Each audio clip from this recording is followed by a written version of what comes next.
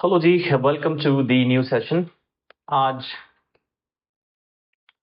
Day 7 है, तो कुछ नए पन्ने खोलने की कोशिश करेंगे फिर से। I hope you guys are practising well.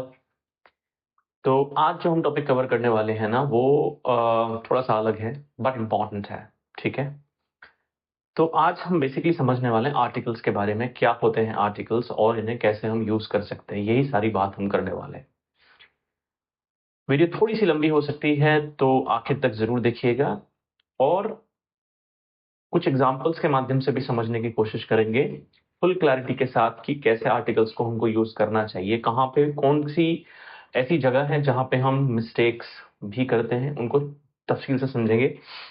तो बने रहिए मेरे साथ। चैनल पे नए हैं, चैनल को सब्सक्राइब जरूर कीजिएगा। हम लोग एक 30 डेज चैलेंज पे काम कर रहे हैं इंग्लिश स्पीकिंग के लिए। जिन लोगों को भी तकलीफ होती है, बात नहीं कर पाते इंग्लिश में, उन लोगों के लिए ये कोर्स बनाया गया है। बेसिक से लेकर के इंटरमीडिएट तक का ये सफर हम तय करेंगे 30 डेज के अंदर। 30 क्लासेस की बात यहाँ पे हम कर रहे हैं। हर चीज कवर करने की कोशिश करेंगे, टेंसेस, थोड़ा सा ग्रामर का पोर्शन, और आपको सही मैकेनिज्म और ट्रिक्स और क्या वो टेक्निक्स हो सकती हैं जो आपको हेल्प कर सकती हैं इंग्लिश बोलने में। ये सारी चीजों की बात हम इस चैनल पे करते हैं। तो without any further delay, let's get started. तो आई होप आप मेरी स्क्रीन देख पा रहे होगे। Just give me a moment. Good, let me quickly share my screen.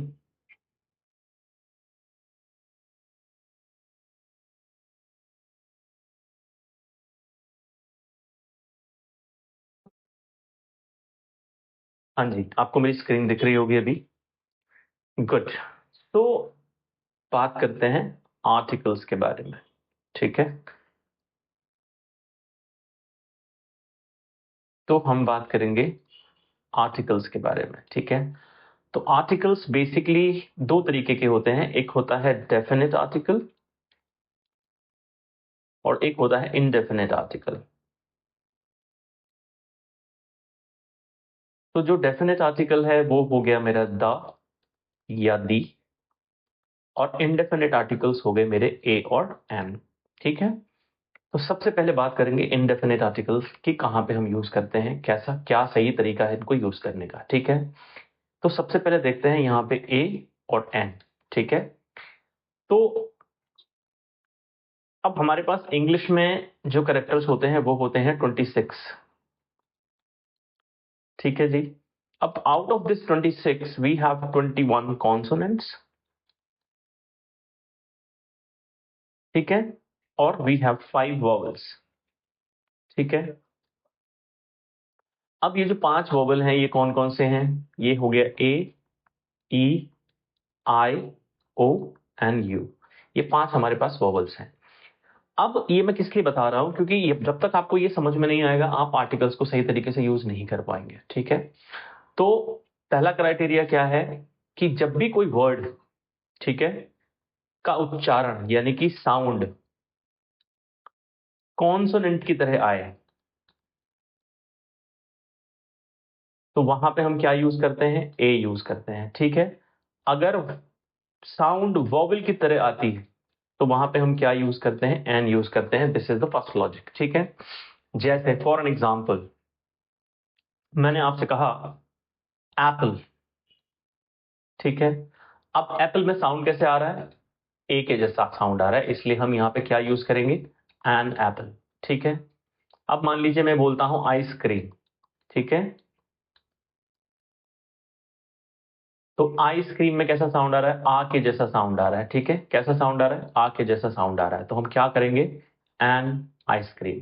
ठीक है, वहीं जैसे अगर मैं बोलूं आवर, कैसा साउंड आ रहा है? आ के जैसा साउंड आ रहा है। अगेन आ के जैसा साउंड आ रहा है। ठीक है, तो क्या करेंगे? An hour. ओके, अब यहाँ पे सबसे ज्यादा गलती करते हैं हम लोग, सिर्फ फर्स्ट लेटर को देखते हैं। तो लेटर को आपने नहीं देखना है, you have to understand the sound, कैसा साउंड आ रहा है, कैसा उच्चारण हो रहा है, accordingly you need to place the article. ठीक है, मान लीजिए एक वर्ड है मैंगो। अब मैंगो में माँ की जैसा साउंड आ रहा है, हाँ, तो it should be a mango. ठीक है, आ बिकॉज कॉन्सोनेंट के जैसा साउंड आ रहा है। ठीक है, तो ये हो गया जैसे मैंने लिखा बनाना, तो अ बनाना, साउंडिंग लाइक अ कॉन्सोनेंट। अभी मान लीजिए अगर मैं आपसे बोलता हूं ही इज MA, तो कैसा साउंड आ रहा है? ए के जैसा साउंड आ रहा है। ए क्या है मेरे पास? वॉवल है, ठीक है। तो क्या करेंगे हम? He is an MA। तो इस तरीके से आपने इसको प्लेस करना है, जहां भी लगाना है you have to always understand the sounds of the word, ठीक है। उसी हिसाब से आपने इसको प्लेस करना है। तो ये तो हो गया पहला लॉजिक, ठीक है। दूसरा लॉजिक क्या है? Before the countable noun.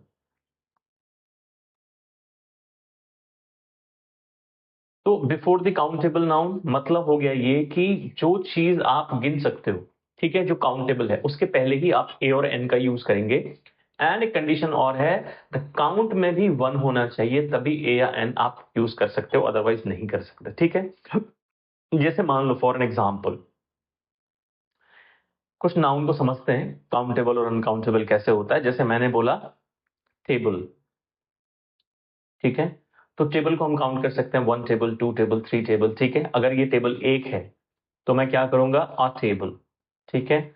अगर एक से ज्यादा होगा तो नो आर्टिकल। इस तरीके से आपको इसको करना है। जैसे मान लीजिए मैंने लिखा टाइम, तो टाइम क्या है? काउंटेबल है कि uncountable? That is uncountable. We can not count time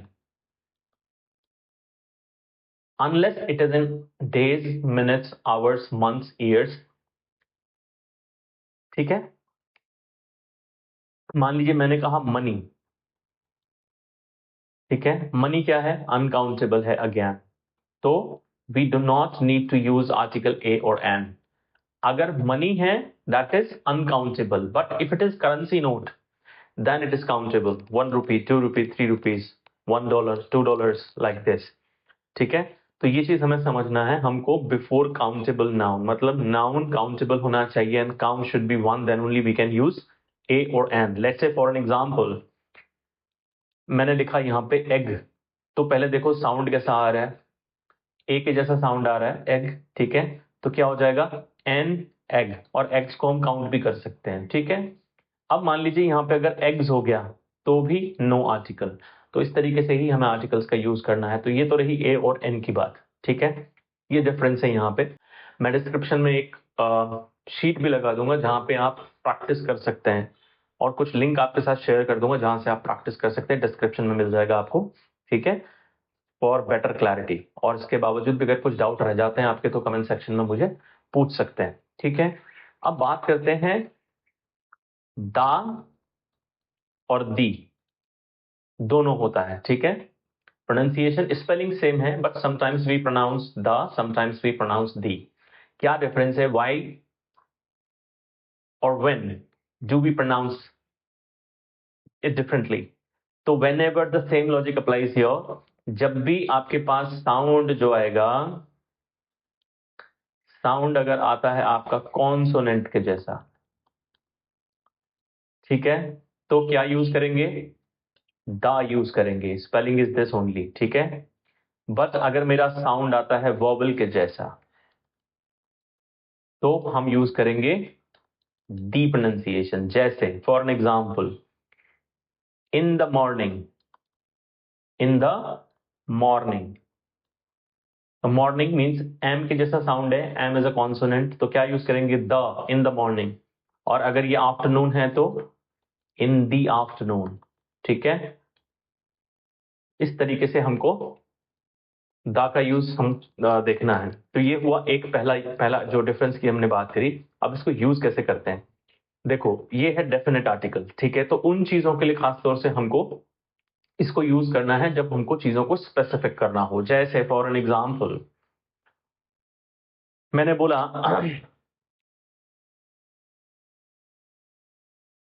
the window is broken.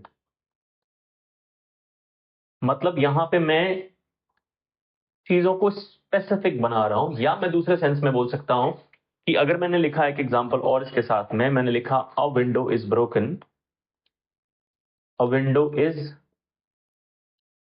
Broken, यहां पे मैं बोल रहा हूं एक विंडो टूटी हुई है, मुझे नहीं पता कौन सी, ठीक है, तो ये हो गया जेनरिक। अगर मैं बोलता हूं द विंडो इज ब्रोकन, मतलब मुझे पता है कौन सी विंडो टूटी हुई है, ठीक है, और else I am pointing to that window, the window is broken, ठीक है, इस तरीके से इसको समझा जा सकता है। दूसरा कुछ एग्जांपल्स और देखते हैं, जैसे हम बोलते हैं प्लीज आंसर द फोन, ठीक है, प्लीज आंसर द फोन, इसका मतलब हो गया हम उसी फोन के बारे में बात कर रहे हैं जो फोन रिंग हो रहा है, ठीक है, we are making it specific, ठीक है जी। कुछ और एग्जाम्पल देखते हैं, जैसे for an example my father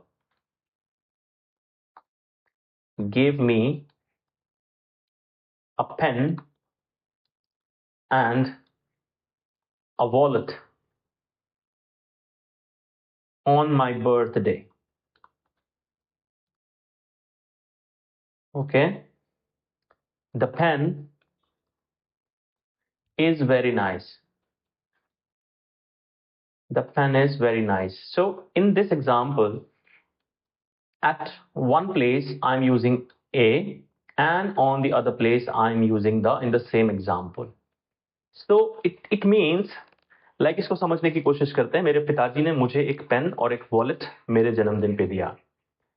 अब यहां पे the pen is very nice means I am talking about this pen only, I am talking about this pen only, इसी पेन के बारे में बात कर रहा हूं जो मेरे फादर ने मुझे बर्थडे पे दिया था, ठीक है। तो इस तरीके से हम चीजों को स्पेसिफिक बना रहे हैं बाय यूजिंग द और the depending on the sound, okay. अब कुछ और चीज समझने की कोशिश करते हैं। ये तो हो गया मेरा एक यूज, ठीक है। अब इसके अलग अलग यूसेज हो सकते हैं, जैसे टाइम एक्सप्रेशंस में भी हम द का या दी का यूज करते हैं for time expressions. Time expression का क्या मतलब हो गया, जैसे इन the morning, in the morning, ठीक है, in the afternoon, in the afternoon, या आप बोल सकते हो during the day, during the day, during the winter, during the winter, ठीक है, during the year, what ever. तो टाइम एक्सप्रेशन की जब बात करते हैं तो हम आर्टिकल द का यूज करते हैं, ठीक है। इसके अलावा वर्ड्स जो नेचर को रेफर करें,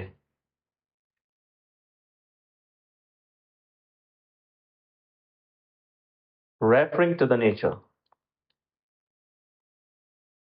वहां पे भी हम द का यूज करते हैं, जैसे the sun, you know, the moon, the sea, the sky,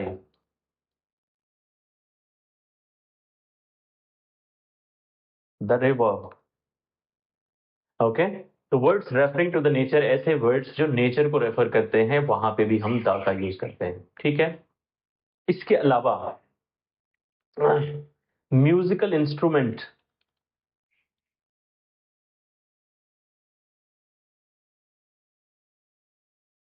के नाम से पहले भी हम द का यूज करते हैं, जैसे द पियानो,